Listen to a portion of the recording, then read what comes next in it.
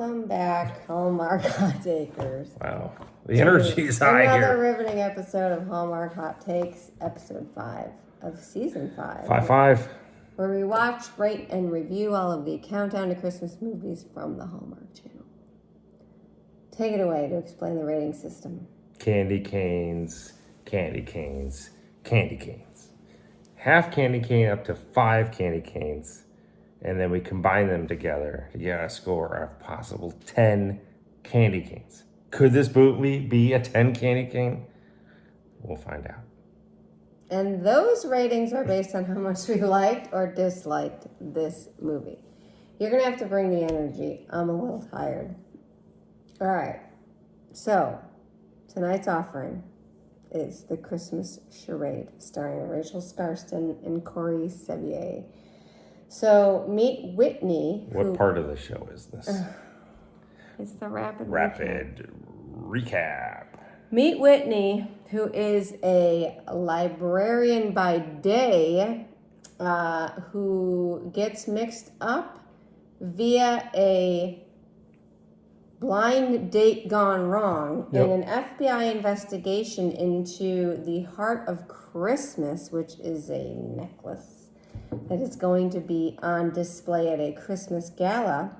And Special Agent Dawson, Josh, is the guy who she is pretending now to date because she walked into his sting operation and now got wrapped into this thing. So they pretend to fake date and get in with this couple who they believe are the perpetrators of said heist. They decide that it would be a good idea, in order to track this, that they're going to have a replica made and put a tracking device in it, and then they're going to steal the original and replace it. So there's like a whole thing where they try to heist the original, and that doesn't work, so then they're going to do it at the gala. And all the while, they start to get the feels for each other. And Whitney's parents are big into security, so she's very, always lived her life very sheltered in that regard. So this is a big adventure for her. Yes. And we get to the gala, and the heart goes missing. Her parents get kidnapped. And then we find out that her parents are actually ex-FBI agents, and they were the ones who switched out the heart. And then they catch the perpetrator.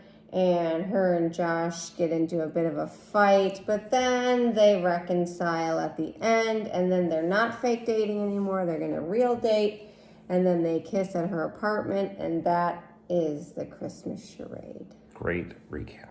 Thanks. You say that all the time. I do. do. Just saying it now? I feel No, like you're just doing a great job. If you did a shit job, I would tell you. Wow. All right. Well, let's move on to the review portion. Okay. Where are we going? What's happening? The energy is low here. Because this is the second movie that we watched. And is that why we're wearing the same clothes? Yes. And we've had some drinks. Who did? And we're tired. It's late. So we'll bring it for the recap or for the review. All right, where are we on first? I'm even, so. Well, you pick then. All right, let's go bad. Negatory. She disses the incandescent light bulb at the beginning. Yeah, what's with that? I don't know. Didn't like that. Did you get faked out by the fake movie to start? A little bit, yeah, I did. There's a fake movie where she was actually watching the movie. Like it was like a spy movie. I didn't like. She liked the adventure. I want to know, when she got wrapped up in the FBI, is she going to get, are they going to pay her? Because I feel like they should pay her. Yeah, I said, what's the pay here? Right. Like, they left off some key details. Hazard pay. He wore some bad turtlenecks. Okay. Josh wore some bad turtlenecks. Johnny. Didn't like that. Johnny. They went to get this jewelry thing made, the replica. Yes. And it was like a craft store. Yes.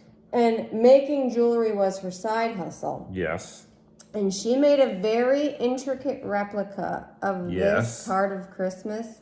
Yes. In, what was it, 2 hours? Yes. I have the same thing. She's incredible. Unbelievably incredible. Why does she have this other shop? No, she should just be a jeweler because she's crazy fast. Yeah, I mean, this thing was incredible. With her lab-created diamonds that are just laying out on a table on her shop. I just didn't think that. She was amazing. I think she could make anything. So when they try to steal the necklace to do the fake out, Yes. it's just him and her. There's no FBI support in this whatsoever. No. Which I found a little bit unbelievable. The funding, there's FBI funding issues. They, of course, crawled through the vents. Huge which vents. were big enough to host a Thanksgiving dinner in. But there was a Die Hard reference in there. Well, that was probably for your likes. It was, I'm just saying. Just in case people are talking about it right now. So, and then at the end of the movie, and this was a callback to the movie that she was watching at the beginning, when they go off the balcony with a rope. There would be incredible rope burns on his hand because he wasn't with one arm too. Like wasn't he holding There's her? Just no way. Several stories up. Like his hand would have been mangled. Yeah, it would have been burnt mangled. off. Yeah.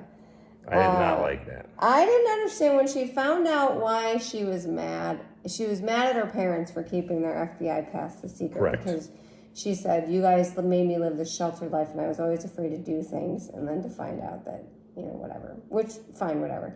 But then she goes off on Josh and I didn't understand why she was mad at him. He didn't do anything. Yeah. And she said she was mad at him because he didn't trust her at the beginning to do this. Well, why would he? She was a librarian. What training did she have to do this? So I don't understand why she was even. Yeah, I think that was very right to be very skeptical that she could have done any of this. And I thought her comment about, what do you know about family, when she knows he grew up in an orphanage, right, bitch. Very below the belt. Yeah. Very below the belt. Yeah. And that was not cool. He gave her the replica at the end. Yes. That's evidence. Like, he can't just give that away. Why can't he give up it's the replica? It's evidence, though. It's fake. It doesn't matter. It's evidence in the investigation. And he cannot give that to her. It's fake. It doesn't matter. It's still in the chain of evidence. He cannot give that to her. So, question. I got a question. Because the guy stole the fake one, and the fake one isn't worth anything, does he still get tried and Yes. Like it was worth the millions? Yes. How is that? Why would that happen? Because it's what he intended to take, just because he didn't know what he was doing. So the thing's worth $50 and the other thing's worth millions. He'd still get $10 million. He'd get grand larceny. Yes, but it's evidence. But yeah, okay. He can't give it to her. But it's only worth. I don't care what it's worth. It's not my point. My point is it's evidence, and he can't give it to her. I don't think it's worth anything. He's a bad FBI agent. Those are my dislikes. What else? I got rope burn. She's a bitch at the end. The tango dance, that was very bizarre. Yeah. They do a tango. I didn't like that. Necklace in a few hours. But it made sense to why she had them do the tango dance, because the Patty lady was the ringleader. So right. She must, but they never said, did she know that they were?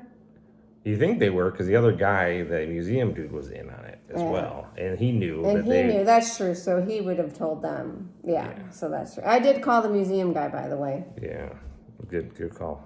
Spoiler alert, by the way. Yeah. It was the museum guy and Patty. That's it. Some of my negatives are very, very complimentary to your negatives.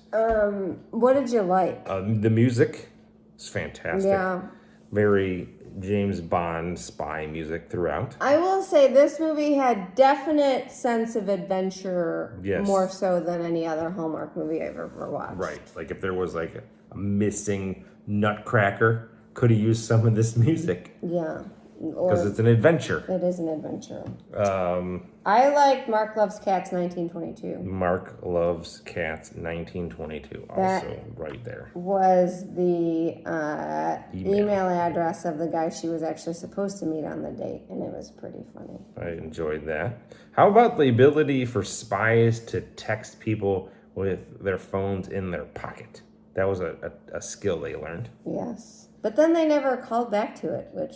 That would have been kind of cool. Yeah, they should have. That was good.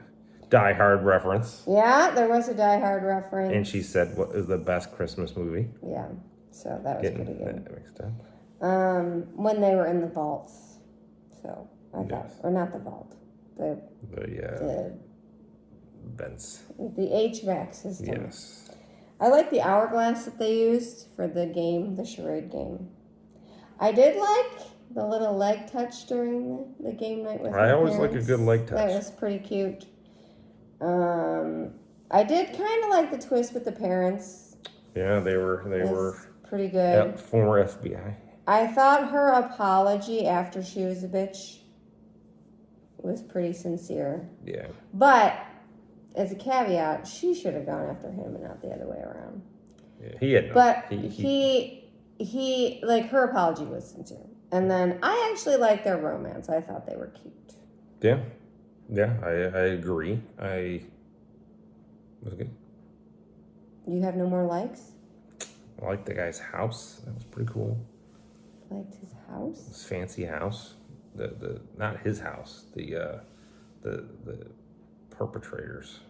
Oh. Their house. Lou and Patty? Lou and Patty. It was good that it was Patty was the bad guy, because I think you were thinking it was Lou, but it wasn't. It was never going to be Lou. That was a red herring. Communism is a red herring. All right. What about candy canes? What do you got on this? I don't really know. I'm kind of crabby. So Oh, that's not fair. Are you going to change your score a couple times? Listen, I'm not. Listen. You've done that Stab you in the before. throat. There was a lot I liked about it and a lot I didn't like. So I gotta say, for the romance, and I like both of the leads. I thought they were really cute. Yes. Yes. And I think that sold it more for me, more so than the story itself and some of the missing things that I didn't like. Okay. Like, it was campy and weird, but that's okay, I guess, for the story, because they tried to be light and funny. Right. And I thought it hit on some places. So because I really like the two leads, that's probably the biggest sell. And I did like the romance. I thought they had good chemistry. And I think this is the first movie where I actually saw chemistry. What about the music? I'm going to give it a 3. 3. That's a great score. Great score. I'm going to give it 3.5. Whoa! I liked it. I thought you were going to give it 2. No, it was good. Wow, I was not expecting that. No, it was a good story. Plot twist. It was a good story, something different. I enjoyed it. 6.5. We just keep climbing. We went from a 6. 6 to a 6.5. Some say it was a 5.5. Some That you changed your score. Listen. But now it's a 6.5 as the leader. Yeah, Christmas this is at the Charades. Top. This is the top of the heap right now. Yeah. So, good job. We liked it. All right. Preview? Yes. I'm going to go to bed. Preview time. Preview time. What's next up? The 5-Year Christmas Party starring Kate Finley and Jordan Fisher. 5-year Christmas. That sounds awful. So, over 5 years, Alice and her old theater school rival, Max, reunite each holiday season to work at a Chicago catering company Christmas party.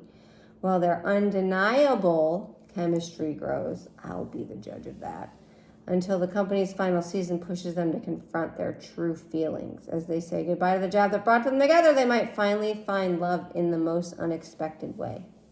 Would it be unexpected or expected? I feel like it would Most be. expected way. Yeah, I would go. We'll see. Holden's in this one. Holden from Liv and Maddie. Got any Liv and Maddie fans out there? This is your movie. This is your movie. Throwback. All right. All right. Good See ya. night. See you, pal.